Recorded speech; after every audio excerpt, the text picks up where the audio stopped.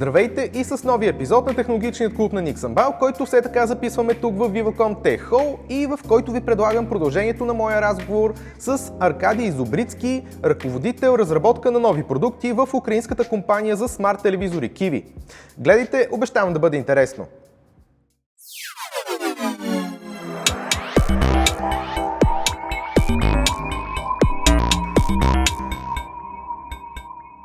Okay, tell me more about the KidsTV because that's what I really enjoyed seeing IFA. What makes it special and how did you come up with the idea about it? So how we came up with the idea, I'll start from the very beginning. So we did actually pretty extensive research through 2020, 2021, and partially 2022, because, you know, it was some time where most of the people were at homes, you know, trying to make their living, and we did understood that it's a good time for us, you know, to work with the actual surveys of our customers. So we started from big. We used our last lineup that was based on the AOSP Android to make a survey around from our own customers, because, you know, when you go to some research facility or company, they will try to call people, you know, to firstly understand whether they're a target group or not.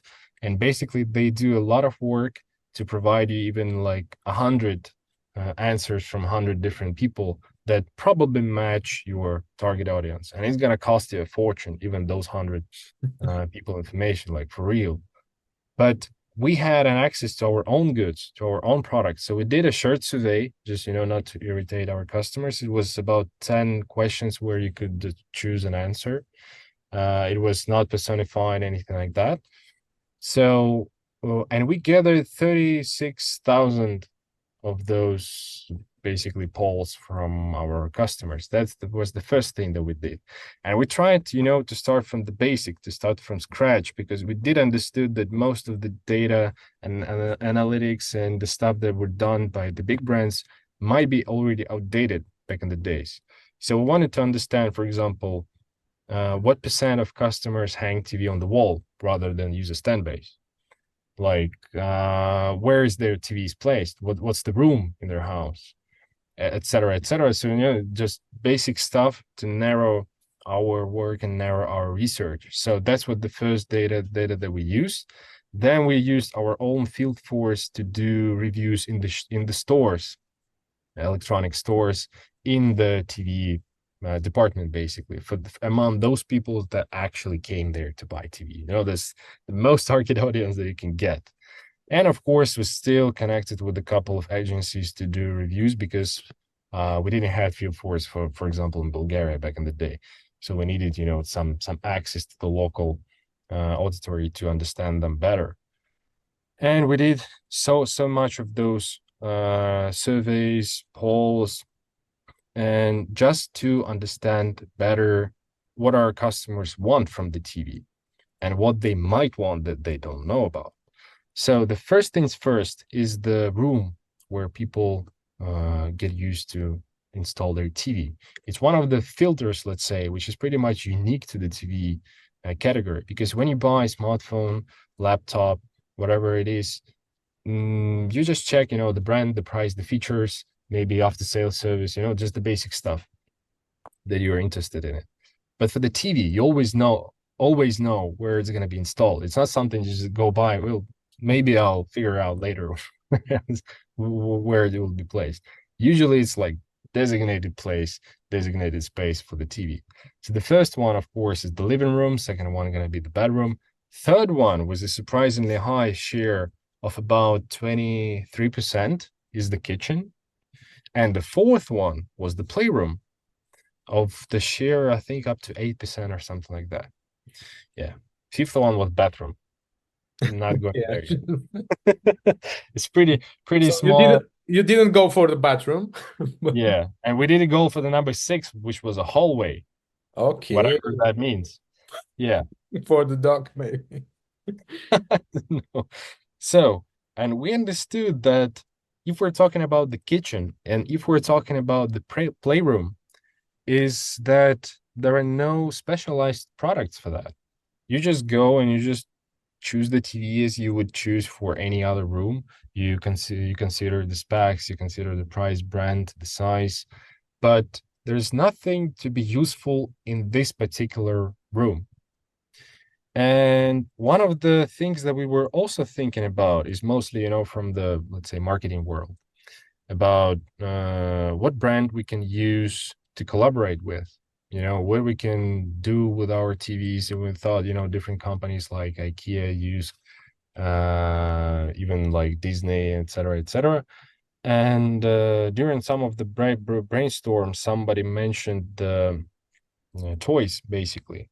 And I said that, what we're going to do with the toys? It's a TV. How we can connect TV with the toy? So next day, we came up with the idea of the TV with the frame. They're going to be compatible with the most popular constructions bricks on the market that pretty much any kid already have like a big back pocket of them at home. So we thought, well, okay, that's a start. Then we started to make design around this idea. We understood that it's actually pretty nice. It looks nice. Even our adult, colleagues want this stuff at their home because it kind of sounds like fun, even though you may play as an adult, you may play around with it a couple of times and get it done with. But for the kids, they like changes, they like chaos in their own way, in a good way.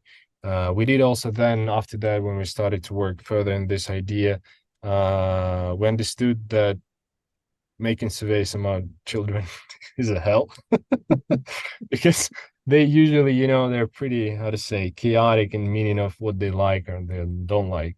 Tell me about it. Yeah. The worst thing was to pick in a color for this TV, not making a design. Of course, it was a huge struggle because the tolerance are pretty small. Everything is inside is packed pretty close to each other. There were so many challenges from the technical point of view, but technical challenge is something that you just try until you basically succeed in it. But surveys among kids is when you ask them which of those TVs, we show them different TVs colored in different colors, and all of them, I don't remember what exactly it was, all of them said that they mostly like when they show firstly we show them different TVs and they could answer like, I don't like it, meh, or okay, or I like it very much. And I like it very much, number one in a percentage of the TVs that got kids' attention was, let's say, red. I don't exactly remember what color was that. It was red. But in the end of this poll, there was a question: which of the colors you liked most? Number one was blue. Whatever you're gonna do with that.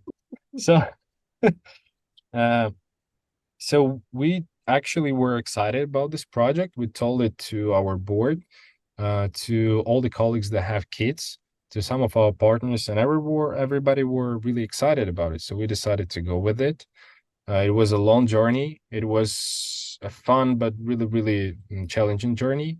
But in general, we have a unique, not just slightly better like we did in the past, that we communicated. We have like more modern hardware. We have like 20% higher brightness than average TV on the market. We have much better sound system, much nicer design, etc. But it's something that is like better, nicer, in this direction. Direction of Kids TV and KitchenTV is about actually having there something unique, not something that you can find elsewhere. It's finally something new, something nice, because I'm a tech enthusiast. I'm pretty bored on most of the expos about the new stuff that plenty of companies show. So this one basically has unique design, so you can play with the design. You can make your own design of this TV. You can repaint it. You can make a pure chaos out of it. And we actually enjoy kids doing that because they came up, with their weird stuff that surprisingly looks nice. Secondly, it is much safer for both kids and the product itself, because it has a tempered glass in front of the screen. We're talking about 3 millimeters thick glass, so it's pretty hard to break, and it's a tempered glass. So if you came up somehow to break it, because you've seen at IFA, there are plenty of adults actually hitting the screen so hard that even I was scared, but still one TV survived the whole expo, no problem, and now it's somewhere on a brand zone in Poland still, you know, still makes it live. It's living. So tempered glass with the anti-glare finish, which is seamlessly installed to the TV. Third unique thing about this TV is a night light. So inside of this TV on the back side, there is a night light. We actually took good care about what's the light source itself. So inside there is a so-called COB LED strip, which it's not something where you can see individual, you know, LEDs. So that is why the color is so uniform and the color is so nice in general. It's really, really warm, and still it can be bright enough to see in the light of day if you want to do, you know, some kind of ambience for you, or it can be so dim so that almost not seen, but in the dark it's something that might help certain kids to be more calm when they go to bed. And no PWM used, so I mean that there is no flickering of any kind of sort for this. You can control the nightlight from your remote or from the TV itself, because, you know, if you're a parent, you tuck your kid to bed, remote is somewhere, you won't find it anytime soon. So there is a good thing that there's a button also on the TV so you can turn off the nightlight. Other than that, it's a great TV as it is, because it's a 32-inch full HD, because it's kind of rare for 32-inch right now in TV industry to be a full HD resolution.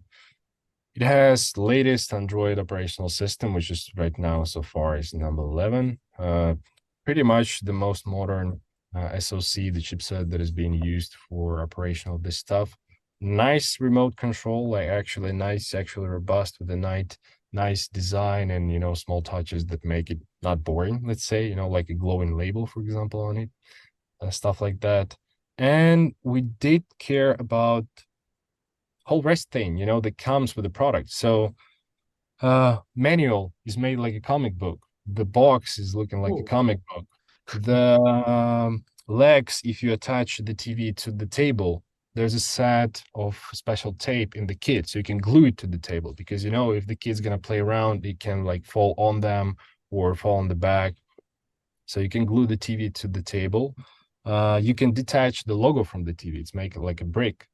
So you can detach, move it around. You can make a keychain out of it. There's a hole. If you lost it, there is a second one in the kit, you know, just in case. You can attach the legs with the hex key, the Allen key that goes in the kit, so you don't need any kind of screwdriver, stuff like that. Power cable is detachable, because, you know, if kid some kind manage to like pull it off, it's just gonna break. You know, it's not something you're gonna need to go to the repair center to take care of it. And many other small things that we put inside to make sure that people are gonna love this product. You know, there's something because we do love it. I really liked it also when I saw it at IFA. I didn't expect that. And you also, so this TV, KidsTV, just launched on the Bulgarian market. Yeah. What about What about the KitchenTV? Is it coming anytime soon? KitchenTV was a bit delayed, frankly speaking, because first of all, we do consider KidsTV as our flagship. So we needed to put enough of the focus on this model to launch it properly. And we still needed to do some finishing touches on the unique remote that we have for the KitchenTV, because it's different, even though it looks exactly the same as a KidsTV or our main lineup, but everything inside is different completely, because in our KitchenTV, there are also 3 new unique things, you know, not just slightly better. So yes, it is also 32-inch, also full HD with the same hardware as the KidsTV in general. So Android TV 11, working nice, smoothly. Remote is also nice, you know, for the basic functions that we're talking about. Of course, it has like a microphone, the Bluetooth and stuff. But first of all, for customers that, you know, our survey for 36,000 people, 60% of customers hang TV on the wall in general, on average. And those that buy TV for the kitchen, 85% do that.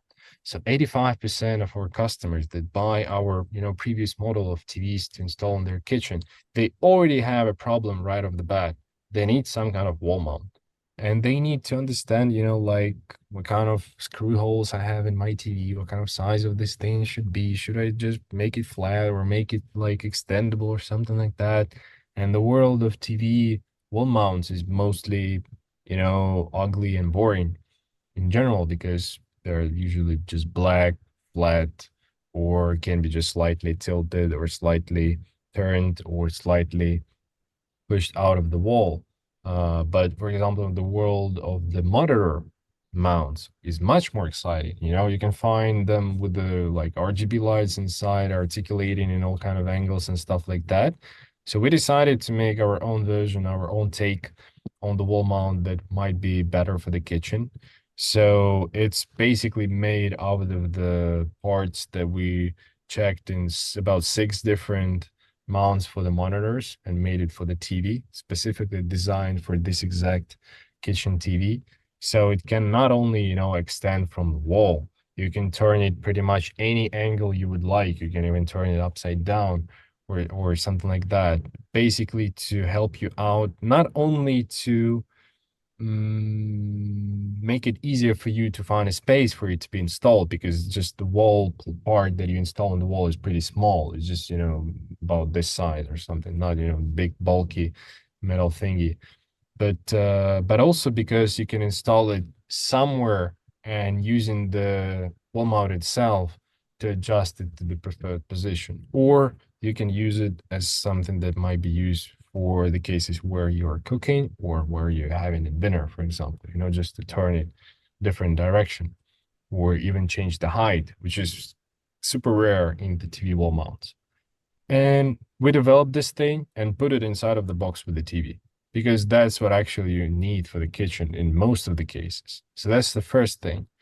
Second thing is that at the kitchen, usually it's your hands are busy, you know, or wet or dirty, you know, with grease or something.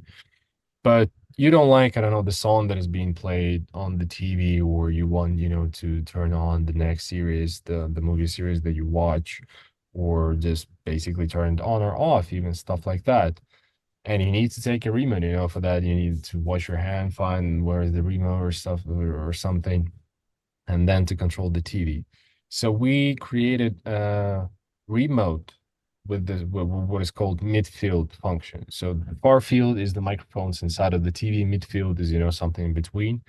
And we actually, aside of making far field in the TV, made the midfield for the remote, just because kitchen is also a pretty loud environment. You know, there is pretty often like a dishwasher or washing machine in the kitchen, the water running or something boiling on the stove and stuff like that. So we did it in the remote because you can place it somewhere nearby, because there is always some kind of area in the kitchen where you can place a remote. So you can say the magic word and then talk to your TV to control the TV, or just ask it something. You know, there's a Google Assistant in the TV. It's so far, I would say, one of the best assistants, and I actually do hope that, considering this current, you know, AI battle that goes through like companies like Microsoft, Amazon, Google, and others, that it also might finally improve the assistant to make it better as assistant itself. But still, it's pretty useful, especially in the kitchen. You can ask, for example, how many calories in this like piece of chicken that I'm cooking, because it's something that you could Google, but sometimes it's just lazy enough to do that. Just now you can just ask, you know, it's much more simpler, much more easier for that. Or what the weather gonna be tomorrow, because you're thinking like, what are my plans for Saturday, stuff like that. So the third thing that we did for this TV is basically to make it a bit more safer as a TV in the kitchen in particular. So inside of this TV is a smoke detector that provides this TV with a smoke detection feature that allows, basically, once there is a smoke in enough volume, so we're not talking, you know, about something being slightly burned on the kitchen, or something boiling in the kitchen, or, you know, just different stuff that could work with the old smoke detectors. Now it's completely fine, you know, nothing bothers them until there is actual smoke. So once it feels the smoke, it will fire the sound alarm, which is loud enough to wake you up, you know, for example, if you forgot something on the stove at night. So it's just to make it more useful, more safer in the kitchen as a smart device in your kitchen. in the end of the day, is one of our best, and actually our 32 Full HD models are pretty often in the so-called hit lists in most of the countries. So it's like top 5 models that people buy, because 32 Full HD in our design in general is really, really awesome, just by itself, you know. But now it has wall mount, it has a midfield remote, and it has a smoke detector inside. So So do that's, you have some time frame to launch it on the market now, or? yeah. We do plan to launch it, I would say, at the beginning of spring. So right now it's actually in production as we speak, and it will come to Bulgaria in spring. Yeah, it's about the same price like the Kids TV, right? Yeah, it should be around the same price. Yeah. I'm not sure, you know, about the local numbers. Sorry, I wasn't prepared for this kind of No, no question. worries. But yeah, in general, the same price category, because you know it's not just another 32-inch TV on the market. It's something unique for unique use cases. And considering the work and the stuff that we put in those TVs, those all extra things that come in a box, of course, it has a different price than the regular TV, but it's not, I would say, the best idea to compare them with the usual TVs. And currently you don't have plans to cover other specific rooms, right? Those are the two. Let's say we launched something that might be considered as a pilot launch for the bedroom TV this year. So we released 43-inch and 55-inch in white color, because it's pretty rare on the market to find a TV in the white color, but actually it looks really awesome, especially the frameless TVs in white. They're really nice. And the further we go, the more people care about how their TV gonna look in their home, because, you know, they tried hard to make a nice interior, and then they buy some Black box. black glossy plastic stuff with the big black screen in the middle. So we did 43-inch and 55-inch in white color, and aside of the color and design itself, those two models also have a night light inside, because that's something that might be useful for you in the bedroom, for an adult too, of course, because you might need to go to have some water at night, or for example, you have the light switch on the wall, and when you turn it off, you know, you need to go turn on all the lights somewhere or stuff like that. For those that don't have, you know, smart lighting, and still so far the majority of customers, it will be useful to have something that provides really nice, really cool, calm color lighting in your bedroom that you can actually control with a remote that is usually somewhere around the bed. So far, that's a pilot launch. We'll see how that goes. So in general, it's best that we can do. It's our main lineup. Is the TV by itself is awesome. Just as a black brother, let's say, we have, you know, the different combinations of colors in different inches, like 32, 24, 32, 43, and 55. All of those inches in our lineup exist in 2 colors, white and black. We'll see how that goes. We have much more ideas coming for the next year. I cannot tell about all of them, because next year we're actually planning to expand the Kids TV, the KitchenTV category clusters. So we're going to add more models to them. And if we're talking about the main lineup, we also want to bring there something unique, not something better, something just more than something else, but something new, something unique. And our, let's say, as a hint, at least, I can say that our direction is to make TV as useful for you as possible. So it shouldn't just be a big black screen the whole day. That's the first thing we're going to work on. Second thing, it should be something much more that than just TV to watch TV channels. That's already there because it's a smart TV. Because, you know, when people say that I don't watch TV, but they still watch like Netflix, YouTube, and stuff like that, so they probably just don't watch channels, you know, the usual television, but they still consume lots and lots of content. Third thing is to get TV out of its own frame, let's say, in meaning of the features that they can provide, like we did with the Kids TV or KitchenTV.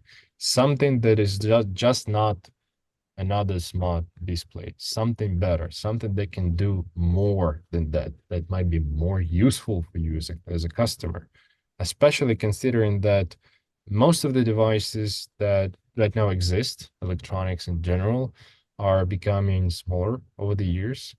So right now, it's probably a good time to add something to the TV Okay. that's gonna make it more useful. And your launches, do they happen only at IFA and the big shows, or could be between? IFA, of course, is one of our main events over the year.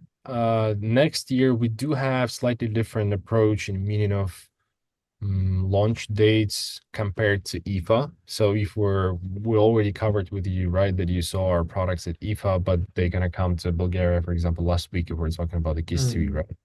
So it's pretty big difference. Next year, our target is to answer to those who ask us at the IFA when I can buy it, to ask them something that's gonna be smaller than a couple of weeks. That's the targeted minimum schedule. And just for your information, it mostly depends not on our resources, not on our plan, not even on our will. It mostly depends on the schedule that major players release new chipsets or new operational systems. So basically, if I wanted to release new lineup, they're gonna be actually better, actually next step, next year, I don't have other option except to release them in the second half of the year. Just because the first half of the year, there is nothing new that I can actually use inside of the TV as a brains, something that actually gonna be much better than the previous, just actual next step, not just, something with a bigger amount of memory or something. Yeah. That's something that our industry is bound by, let's say. But so far, that's mostly truthful for most of the brands anyway. So also for other products like smartphones. Yeah. Yes. Before, in general, we did like approach of launching new products in Q1, Q2. That gives you enough time to basically pump up the sales, to get customers acquainted with your product before the so-called high season. Because in not only the TV industry, but TV industry especially, December, January sales are like 70% of the whole year in 1 month. Now it's also Black Friday, other events like that. But yeah, right now, it pretty much binds with our own strategy of releasing new products every year, which we so far did actually more than 7 times already, because we had some, let's say, step up, as we call them, lineups sometime. But in general, our lineup takes about 1.5 years to be developed. So we do start, when the first one is almost ready, we already start next one. Yeah. Okay. And something about the service and support you offer to your current or maybe future customers here in Bulgaria, especially if I have KIVI TV and I have some issue or something. How does this work? Who do I call? Who does the service? Yeah, I get the question. I totally get it, especially as a customer myself, because there are plenty of brands that supply surprisingly bad at service when you buy, especially something expensive. There is basically nobody to call. Your only option is just forums or asking online or going to some so-called unlicensed service center or something, hoping that everything's gonna be okay. No matter how much you've paid to them. We started. Not started, sorry. We established our approach in a different level from the very beginning. So our hotline, our support line for our customers from the almost very beginning of our business, even when we were extremely small in 2016, it still worked 24/7. So now, still considering that we're still just in the process of expansion of our business to the Eastern Europe, in Bulgaria, it is supported 24/7, but right now it is supported through the email, Viber, Facebook Messenger, and the Telegram. So unfortunately, so far there is no actually option to call and to talk with somebody in Bulgarian. but that's gonna change as soon as we get a bit more volume in the market, because other than that, if it's gonna be the local person is gonna be just doing nothing the whole day. Yeah. Because I checked the calls statistics the day before yesterday, and I called our customer support, like chief of the customer care, and I was surprised. I thought there were some kind of mistakes in our statistics, because there was like 40-ish calls for the current lineup in a month in total. I was really surprised, So it's not that much, to actually provide somebody a decent job, not just to sit there and do nothing. Yeah. For just a couple of calls a week. But other than 24 hours, 7 days a week support, and our support is actually, experienced guys. We do care about the rotation of the customer care. So those guys are usually work with us for years. They actually know our product. They actually know how to help you out with this or that issue that you might have with them, or questions that you might have. So the second gonna be, the basic stuff. So we have 2 years full warranty of the TV, and we have plus 1 year, so 3 years in total of the warranty for the display module on our TVs. And if we're talking about the display module, we're not talking about just the panel, just the screen. We're talking about the whole sandwich. So the panel, everything that goes inside, in between, all the films, all the diffuser sheets, the polarizer sheets, the backlight, and even the back cover of the TV itself, the metal one. Mm-hmm. This whole thing is basically like 80 or 70% plus of the device price itself. So it's the most expensive part. And we're pretty confident about its quality. So that's why we provide 3 years of warranty for all of our markets for this part of the TV. And our brains, we don't protect with any extra warranty, because actually the defect rate is extremely low. One of the good things started from 2020 is the process of licensing your goods with Google. And one of the things that they do, they also check the hardware. That's actually nice. That raised the standard in industry in general, So just really hard right now to do a bad product in medium of hardware. But yeah, you can make a cheap, bad display module. That's the fact. That's the thing we protect more, just for our customers to be more confident. And if something needs to be repaired, if we're talking about the service network, yeah, frankly, I don't remember how many of those we have in Bulgaria. I'm thinking about a number of 8 or something. Not all of the repairs are happening in Bulgaria, though. It depends, the complexity. Because right now also the volume is not so big. Just a couple of broken TVs may appear. Usually, broken, not just something went wrong. It's something just dropped it, or something just basically shattered screen, stuff like that. So I'm thinking about 8 service centers or close. We'll work with actually the whole European network of service centers.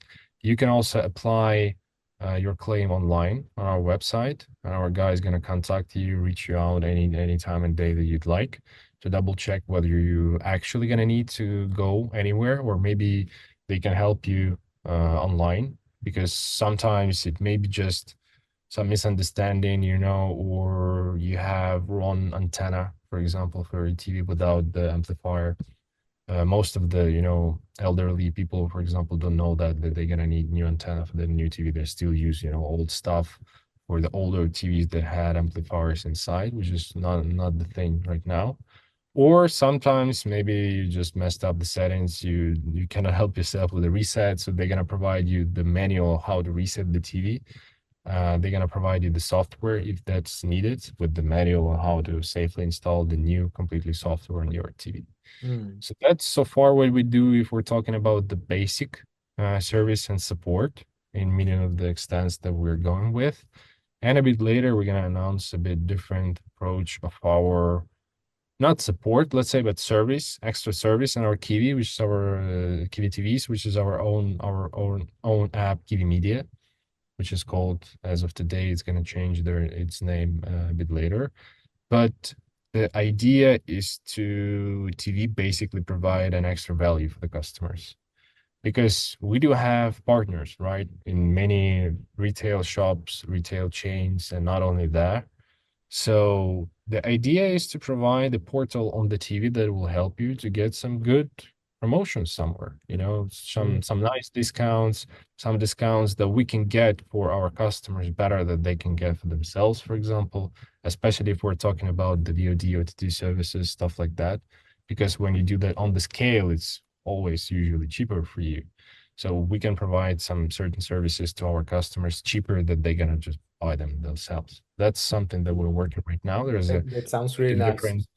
Yeah, there's completely different team works on that. So I'm not aware of all the exact proposals that are gonna be on the Bulgarian market.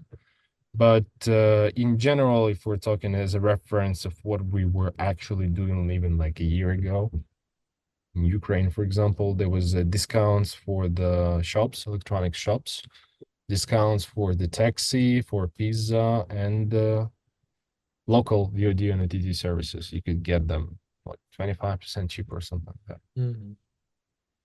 Okay, so my last question was about your future plans for next year, but we covered a lot of things, I believe. About going a bit further in the premium segment, expanding the lines. So it's really nice things coming up. Maybe something else you want to share and we can expect from you like in 2024. So far, I was just happy to be with you, just to talk through everything, go through all the, our work, because in the, let's say, pace like that, you usually don't remember like what day, what months it is, because constant business trip, you're always busy, you're always expanding our team. Our team is actually really nice and meaning, just people as person, as a personalities, rather, because most of us are young, passionate about what we do. Sometimes it goes to fight, even like what is better KPI or making your product actually better, stuff like that. So just happy to be here. Hope to see you again. Hope that we're gonna be in the top 2, top 3 in Bulgaria pretty soon. I do believe in that. Really? That's really strong words. Yeah, I do. Well, I mean, we have real references, in the past. We're still in Ukraine in top 3 usually. On average, last year we were number 2. I mean, on average for the whole year. So you're aiming for what position on the Bulgarian market? We're aiming on all the markets that we work in the top 3 positions. Cool. Okay. Yeah, that's the goal. That's what we're working for. Yeah. That's why my watch yells at me that I don't have enough sleep. Okay. Great. I wish you good luck with all the plans. Thank you very much. With your new TVs. And see you soon, maybe at one of the next big events, big shows. Yep, we're definitely going to be at IFA next year. That's our, as I mentioned, one of the main events for us, hence the market region that we cover. So see you there. I'm going to be happy to show you all the new bells and whistles that we're going to do. Yeah. Okay. Thank you very much. Thank you very much. It was a pleasure as usual. Yeah, thank you. That was great. Yeah, really. Yeah. Nice talking to you. Okay, see you. Nice talking to you. Thank you. Gonna get going. Take care. Be safe. Too. Bye. Bye.